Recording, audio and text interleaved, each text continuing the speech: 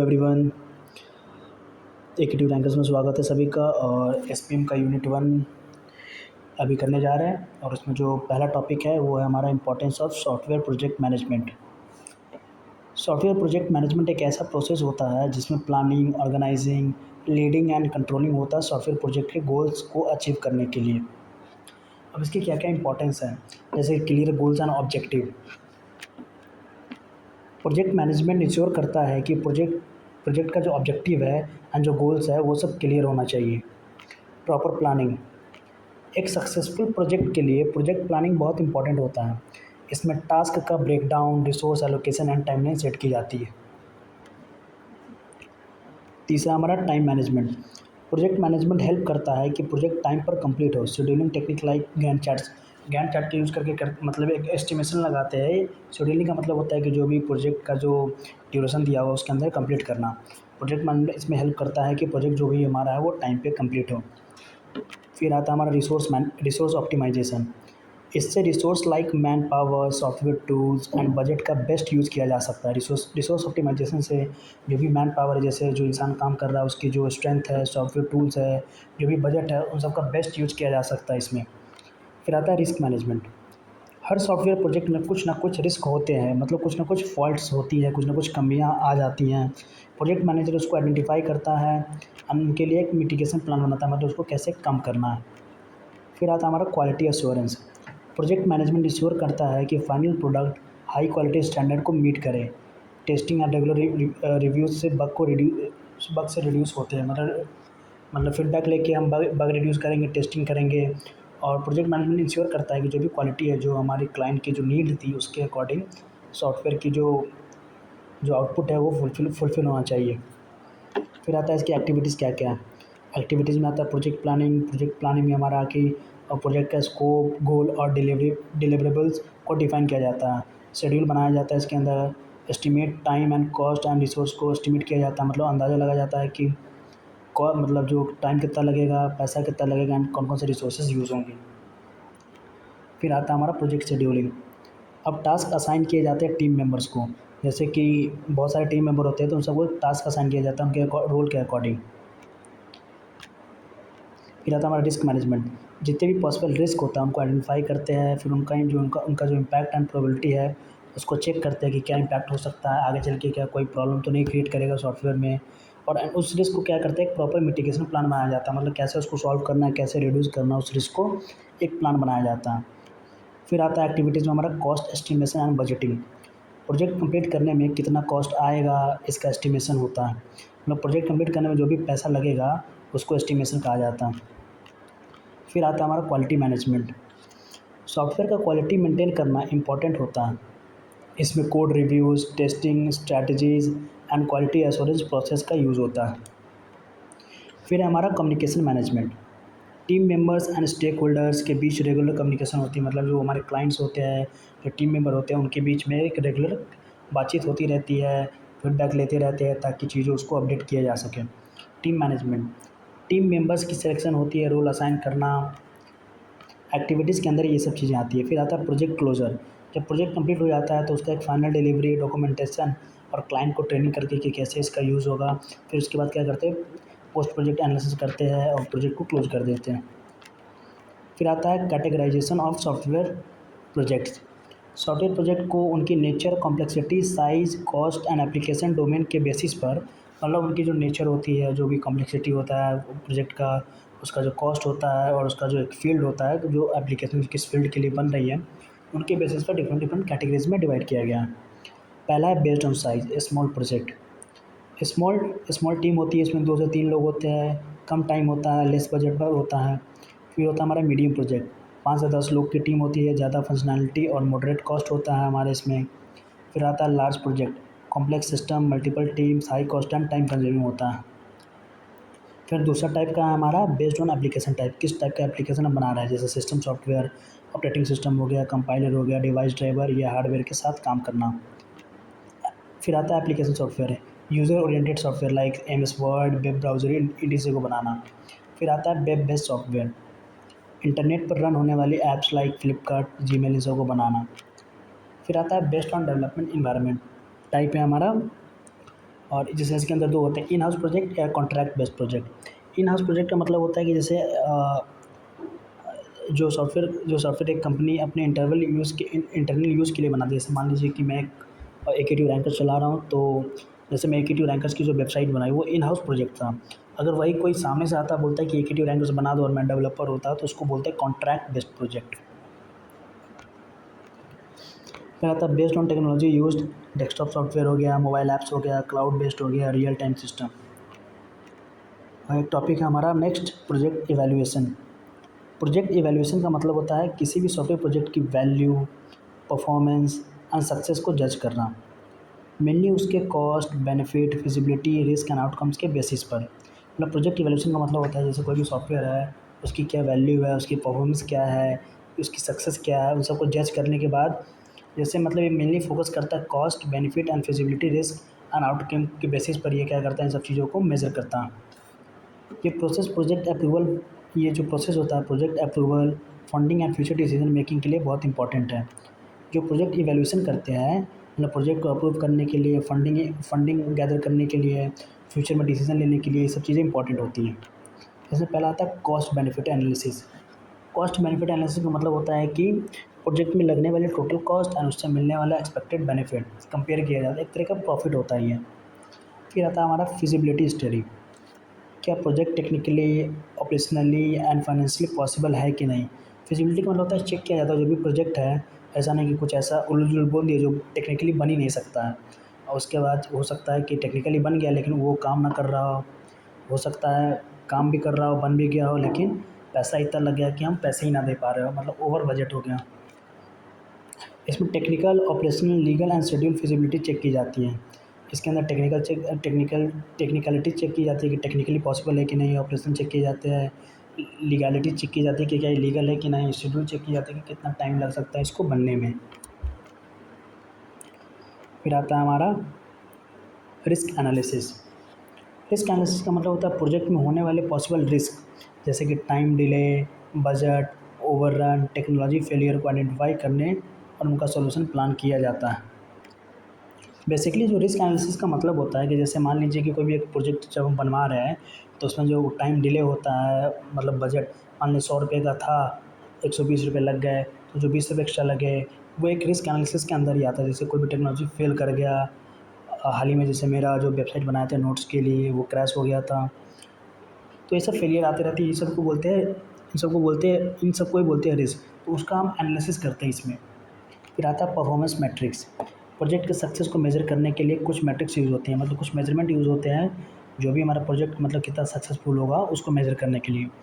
जैसे कि time to deliver, क्या टाइम पर डिलीवर हो पाएगा, बजट यूटिलाइज हो पाएगा कि नहीं, कस्टमर सेटिस्फाई हो पाएंगे कि नहीं, एरर रेट कितना है इसमें, मिनिमाइज है या मैक्सिमम है। फिर आता है हमारा रिटर्न ऑन इन्वेस्टमेंट। प्रोजेक्ट से कितना रिटर्न आया एंड उसने बिज़नेस को कितना प्रॉफिट दिया, ये मेज़र किया जाता है। तो रिटर्न ऑन इन्वेस्टमेंट का एक फार्मूला होता है, वो हमारा होता है कि आई थिंक ROI का मतलब होता है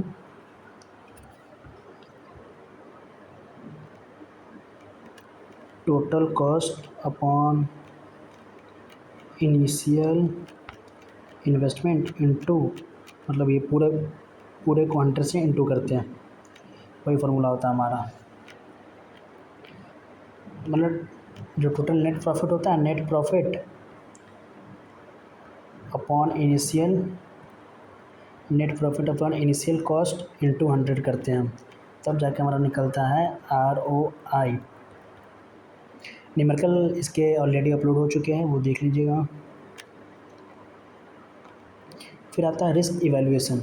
रिस्क इवैल्यूएशन का मतलब होता है रिस्क को आइडेंटिफाई किया गया है, उसको एनालाइज करना, उसकी प्रोबेबिलिटी एंड इम्पैक्ट, मतलब एनालाइज करना उसकी प्रोबेबिलिटी के और इम्पैक्ट को। ये स्टेप रिस्क मैनेजमेंट प्रोसेस का कोर पार्ट होता है। जो रिस्क इवैल्यूएशन होता है वो रिस्क मैनेजमेंट का एक कोर पार्ट होता है उस प्रोसेस का, जिससे हम टीम डिसाइड करते हैं कि कौन से रिस्क सबसे पहले काम करना। मान लीजिए कि 10 रिस्क है, 10 रिस्क आए एक सॉफ्टवेयर प्रोजेक्ट में, तो किन किन रिस्क पे पहले काम करना, ये हमारी ये डिसाइड करती है। Main steps in risk evaluation, ये रिस्क मैनेजमेंट का भी स्टेप हो सकते हैं, दोनों लगभग सेम ही हैं। पहला है कि रिस्क को आइडेंटिफाई करेंगे, क्या क्या पॉसिबल रिस्क हम सबका एक लिस्ट बना लेंगे, फिर उन पे उसका एनालिसिस करेंगे, मतलब कितना चांस होने का होगा, तो कितना बड़ा नुकसान हो सकता है, इम्पैक्ट को देखेंगे। फिर रिस्क क्वांटिफिकेशन करेंगे। हर रिस्क को एक स्कोर दिया जाता है, जैसे मान लीजिए कोई स्कोर है, जैसे इम्पैक्ट कितना होगा, हाई 3, मीडियम 2, लो 1, मतलब एक तरह का स्कोर दिया जाता है कि कितना इम्पैक्ट होगा। फिर आता है रिस्क प्रायोरिटाइजेशन, मतलब जो भी रिस्क मतलब जिसका हाई स्कोर आता है उसको प्रायोरिटाइज करते हैं और सभी टीम मिलकर पहले उसको सॉल्व करती है। अब हमारा आता है next topic, step wise project planning. Project planning का मेन गोल होता है कि प्रोजेक्ट के सारे फेजेस को क्लियरली डिफाइन करना। प्रोजेक्ट प्लानिंग का जो मेन गोल होता है कि जितने भी प्रोजेक्ट के जितने भी सारे फेजेस हैं उन सबको अच्छे से चेक करना, जैसे कि टाइम, कॉस्ट एंड रिसोर्सेज को मैनेज करना एंड एक रियलिस्टिक प्लान बनाना जो भी प्रोजेक्ट के गोल्स को अचीव कर सकता है। मतलब एक रियलिस्टिक प्लान भी बनाता है जो भी हमारे प्रोजेक्ट के गोल्स को अचीव कर सकें। इसमें कुछ स्टेप्स है, जैसे कि आइडेंटिफाई प्रोजेक्ट स्कोप। पहला है कि प्रोजेक्ट का जो भी स्कोप है उसको आइडेंटिफाई करेंगे, जैसे कि प्रोजेक्ट का ऑब्जेक्टिव क्या है, क्या ये डिलीवरेबल है कि नहीं है, किस बाउंड्री के अंदर प्रोजेक्ट कंप्लीट होगा, मतलब किस बाउंड्री के अंदर जाएगा। क्लियर स्कोप से रिक्वायरमेंट क्लैरिटी मिलती है हमें। फिर हम करते हैं identify project objective and constant objective, जैसे कि टाइम, कॉस्ट, क्वालिटी, फंक्शनैलिटी, ये सब। कंस्ट्रेंट का मतलब होता है लिमिटेड बजट, फिक्स डेडलाइन, मतलब क्या क्या कंस्ट्रेंट्स है उसके, जैसे कि limited budget, fix deadline, limited budget होना, कम समय होना, मतलब एक फिक्स डेडलाइन होना, स्पेसिफिक टूल्स का यूज़ करना और टेक्नोलॉजीज़ का। जैसे क्लाइंट ने बता दिया कि ये लैंग्वेज यूज़ करनी है तो उसी में हमको बनाना है, बोल दिया कि इतने टाइम तक चाहिए तो इतने टाइम तक चाहिए, बोल दिया कि 10,000 देंगे तो 10,000 के अंदर ही करना है। ये सभी हमारे कंस्ट्रेंट में आ सकती है। फिर होता है हमारा नेक्स्ट है आइडेंटिफाई प्रोजेक्ट एक्टिविटीज़, मतलब प्रोजेक्ट में जो जो एक्टिविटीज़ है उनको वो आइडेंटिफाई करेंगे, छोटे छोटे पार्ट्स में उसको ब्रेक करेंगे। फिर ब्रेकडाउन स्ट्रक्चर का यूज़ करते हैं इसमें। नेक्स्ट टॉपिक हमारा इसमें नेक्स्ट पॉइंट है estimate effort for each activity. ये फिर हर एक्टिविटी को कंप्लीट करने के लिए कितना टाइम, रिसोर्सेज एंड कॉस्ट चाहिए। अब जैसे हमने एक्टिविटीज़ को छोटे छोटे पार्ट में बांट दिया है, अब उस पर काम करेंगे। उस पर जब काम करेंगे तो उसको कंप्लीट होने में कितना टाइम, कितना रिसोर्स और कितना कॉस्ट चाहिए, ये सबको हम कैलकुलेट करते हैं। फिर हम देखते हैं कि एक्टिविटी डिपेंडेंसी, मतलब कौन सी एक्टिविटी किस पर डिपेंडेंट है, ये आइडेंटिफाई कितना ज़रूरी है, कौन सी एक्टिविटी किस पर डिपेंडेंट है। मतलब इसमें दिखाता है कि जैसे मान लीजिए कि कोई है एक्टिविटी 1, एक्टिविटी 2, मान लीजिए एक्टिविटी 2 इस पर डिपेंड कर रहा है इस पर। जब एक्टिविटी 2 इस पर डिपेंड कर रहा है एक्टिविटी 1 पे, तो जब तक एक्टिविटी 1 हमारा कंप्लीट नहीं होगा तब तक एक्टिविटी 2 हमारा एग्जीक्यूट नहीं होगा। तो ये होता है डिपेंडेंसी। फिर हम करेंगे prepare project schedule.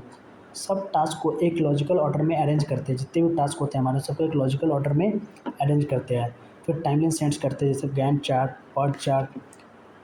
Gantt chart शायद मैंने यूनिट 3 में बताया है, वहाँ से आप देख लीजिएगा गैंट चार्ट। जैसे इधर जो भी हमारे इवेंट्स होते हैं, मतलब जैसे कि जो भी हमारा टाइम लगता है, फिर इधर हमारा ड्यूरेशन होता है उसके अकॉर्डिंग, जैसे 1, 2, 3, 4, 5 ऐसे करके।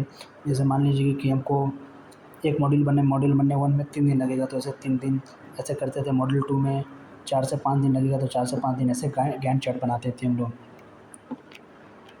फिर हमारा असाइन रिसोर्सेज टू एक्टिविटीज़।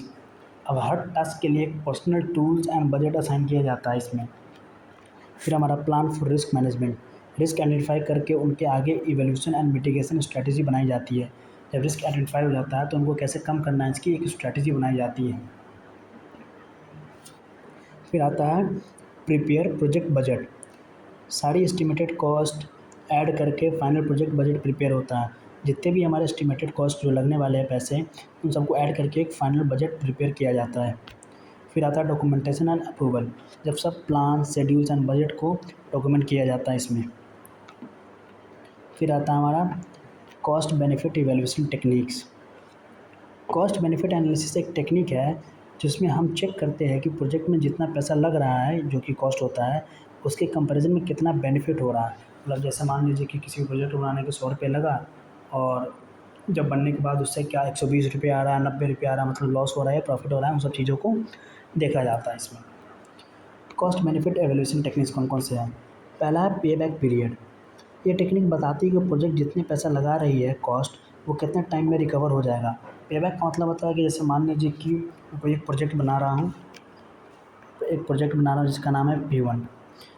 जब एक प्रोजेक्ट बना रहा हूँ उसमें मान लीजिए मैंने एक्स अमाउंट ऑफ पैसा लगाया, तो ये कह रहा है कि कितने ईयर में, मतलब कितने साल में ये एक्स अमाउंट रिकवर हो जाएगा। वही होता है हमारा पे बैक। मतलब एक टाइम पीरियड को दिखाता है कि जो पैसे हमने लगाए हैं क्या वो इस टाइम के बाद रिकवर हो जाएगा, उसी चीज़ को बताता है पे बैक पीरियड। फिर आता है हमारा net present value. Net present value में क्या करता है, एक टेक्निक है जो फ्यूचर बेनिफिट्स को डिस्काउंट रेट के थ्रू प्रेजेंट वैल्यू में कन्वर्ट करती है। इसका एक फार्मूला भी होता है हमारा, मैंने यहाँ पे लिखा नहीं, N P V equal to P V benefit minus P V cost. ये फार्मूला बेसिक सा फार्मूला, लेकिन इसके ऊपर एक न्यूमेरिकल भी आता है। न्यूमेरिकल में जो फार्मूला यूज़ होता है वो जैसे एन पी वी का होता है समेसन, हमारा होता है ये cash flow upon 1+R into T, I think minus initial cost, जो भी हम कॉस्ट लगाते हैं। तो यहाँ पे जो हमारा आर है ये हमारा रेट ऑफ इंटरेस्ट होता है। रेट ऑफ इंटरेस्ट क्वेश्चन में दिया जाता है। टी हमारा टाइम होता है और कैश फ्लो कैलकुलेट करते हैं हम लोग। इस पर न्यूमेरिकल बनाया, ऑलरेडी वीडियो अपलोड है, आप लोग जाकर देख सकते हैं वहाँ से। फिर आता है हमारा internal rate of return IRR। IRR वो रेट होता है जिसमें प्रोजेक्ट का NPV जीरो हो जाता है। मतलब IRR का मतलब वो होता है जिसमें जो नेट प्रॉफिट वैल्यू होता है वो जीरो हो जाता है। अगर जो इंटरनल रेट ऑफ रिटर्न है वो ज़्यादा है रिक्वायर्ड रेट ऑफ रिटर्न से, तो प्रोजेक्ट एक्सेप्ट होती है। ये मेथड लार्ज सॉफ्टवेयर इन्वेस्टमेंट के लिए यूज़ होता है। फिर हमारा रिटर्न ऑन इन्वेस्टमेंट ROI से पता चलता है कि जो इन्वेस्टमेंट से मतलब इन्वेस्टमेंट के बदले कितना प्रॉफिट मिलेगा। जैसे सपोज़ कि मैंने 100 रुपये लगाया प्रोजेक्ट 1 में और इसका जो रिटर्न आया वो हमको मिला 120 रुपये। तो जो 20 रुपये का हुआ ये हमारा हुआ return on investment. Return on investment इसका फॉर्मूला भी होता है net benefit upon cost into 100। फिर हमारा आता है बेनिफिट कॉस्ट रेशियो BCR बताता है कि हर 1 रुपये के कॉस्ट के बदले कितना बेनिफिट मिल रहा है, मतलब हर रुपये के बदले कितने बेनिफिट मिल रहा है। BCR का फॉर्मूला होता है total benefit upon total cost. इन सब का यूजेस क्या है, प्रॉपर सिलेक्शन में हेल्प करती है, रिसोर्स एलोकेशन में, risk analysis and budgeting decision लेने में भी हेल्प करती है। फिर हमारा नेक्स्ट टॉपिक है management principle for controlling. Management control एक सिस्टमैटिक प्रोसेस है जिसमें प्रोजेक्ट के एक्टिविटीज़ को मॉनिटर, इवेलुएट एंड एडजस्ट किया जाता है। जो मैनेजमेंट कंट्रोल एक क्या करता है, एक सिस्टमैटिक प्रोसेस है, मतलब सिस्टमैटिक प्रोसेस है जिसमें जो भी प्रोजेक्ट की एक्टिविटीज़ होती है उन सबको उसको मॉनिटर किया जाता है, मतलब देख रेख किया जाता है, इवेलुएट किया जाता है और उन सभी को एडजस्ट किया जाता है इंश्योर करने के लिए कि जो भी कुछ है प्लान के अकॉर्डिंग हो रहा है। जैसे कोई प्लान के अकॉर्डिंग नहीं चल रहा है जो भी प्रोजेक्ट हमारा, तो उसको उन सबको एडजस्ट करते हैं और प्लान पे लाते हैं, ट्रैक पे लाते हैं। और इसका ऑब्जेक्टिव क्या क्या है मैनेजमेंट कंट्रोल का। पहला है कि जो इंश्योर करता है गोल अलाइनमेंट। जो भी हमारा गोल है उसके अलाइनमेंट में उसको रखते हैं, जैसे सभी एक्टिविटीज़ प्रोजेक्ट की गोल्स एंड ऑब्जेक्टिव के अकॉर्डिंग हो। जितने भी एक्टिविटीज़ प्रोजेक्ट के हैं वो हमारे गोल्स के अकॉर्डिंग हो, मतलब जैसे जो भी हमारा आउटपुट है, जो क्लाइंट जो रिक्वायरमेंट्स दी है उसके अकॉर्डिंग फुलफिल हो वो चीज़ें। फिर आता है मॉनिटर प्रोग्रेस। हर फेज़ को एक्चुअल प्रोग्रेस कंपेयर करो प्लान माइलस्टोन से। मतलब जितने भी फेजेस होते हैं उन सबको एक्चुअली प्रोग्रेस से कंपेयर किया जाता है। फिर आता है कंट्रोल रिसोर्सेज। कंट्रोल रिसोर्सेज मतलब जैसे कि टाइम को कंट्रोल करना, बजट को करना, मैन पावर को, इन सबको एफिशिएंटली यूज़ करना। फिर आता है हमारा रिस्क हैंडलिंग, मतलब आइडेंटिफाई करते हैं रिस्क को, टाइमली कंट्रोल मेजर्स अप्लाई करो फॉर रिस्क। मतलब कंट्रोल मेजर्स का यूज़ किया जाता है, अप्लाई किया जाता है रिस्क को कम करने के लिए, रिस्क को हैंडल करने के लिए। इसके की एलिमेंट्स क्या क्या। पहला है सेटिंग स्टैंडर्ड्स। पहले से ही डिफाइन करो expected value like budget, timeline, code quality. Setting standards का मतलब है क्या, तो जो प्रोजेक्ट बनाने जाते हो उससे पहले ही एक्सपेक्टेड वैल्यू जैसे कि बजट, टाइमलाइन और कोड क्वालिटी को पहले से ही डिफाइन कर लें। Measuring actual performance. प्रोजेक्ट की रियल टाइम प्रोग्रेस को मेजर करो यूजिंग टूल्स लाइक जीरा, ट्रेलो। जो भी प्रोजेक्ट होते हैं उसको रियल टाइम प्रोग्रेस को मेजर किया जाता है जीरा, ट्रेलो, गिट, ETC का यूज़ करके। और उसके बाद जो भी उसका परफॉर्मेंस है उसको स्टैंडर्ड से कंपेयर करो। स्टैंडर्ड्स का मतलब होता है जो भी हमारा जो क्लाइंट है वो क्या बोलते हैं, जो भी हमारा क्लाइंट है जो रिक्वायरमेंट दी है उसके अकॉर्डिंग चल तो रहा है कि नहीं, कंपेयर करते जाते हैं। आइडेंटिफाई करो कि deviation like delay, cost, overrun, quality defect, ETC। इन सबको भी एक तरीके से आइडेंटिफाई किया जाता है कि जो हमारा प्रोजेक्ट है भटक तो नहीं रहा है, जैसे जो टाइम मिला है उस पर ख़त्म नहीं हो रहा है, जो बजट मिला है उसके अंदर तो है कि नहीं, जो क्वालिटी बताया गया तो क्वालिटी है कि नहीं। फिर आता है taking corrective actions.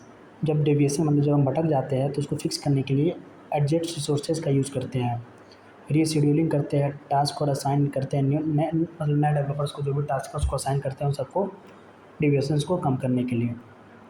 Types of control. Pre control होता है resource allocation and requirement validation before execution, मतलब एग्जीक्यूशन से पहले ही रिसोर्स एलोकेशन और रिक्वायरमेंट वैलिडेशन करते हैं। उसके बाद हमारा concurrent control. During development phase real time monitoring of performance, मतलब डेवलपमेंट के फेज़ में ही हम लोग रियल टाइम मॉनिटरिंग करते हैं परफॉर्मेंस का, जो भी प्रोजेक्ट है उसका। फिर आता है हमारा पोस्ट कंट्रोल। आफ्टर डिलीवरी, मतलब डिलीवरी के बाद जब प्रोजेक्ट हम क्लाइंट को दे देते हैं तो क्लाइंट से फीडबैक लेते हैं कि उसका परफॉर्मेंस कैसा है कैसा नहीं, उसके ऊपर एक रिपोर्ट बनाते हैं ताकि फ्यूचर में कोई आके उससे गलती ना हो। टूल्स कौन कौन से यूज़ होते हैं मैनेजमेंट कंट्रोल में, हमारा है Gantt chart, PERT, critical path method, burn down chart, dashboard report, issue tracking tools. Unit 1 यहाँ पे ख़त्म हो गया है, यूनिट 2 थोड़ी देर में ही अपलोड हो जाएगा, ज़्यादा वेट नहीं कर पाएंगे। मिलते हैं आपसे नेक्स्ट वीडियो में।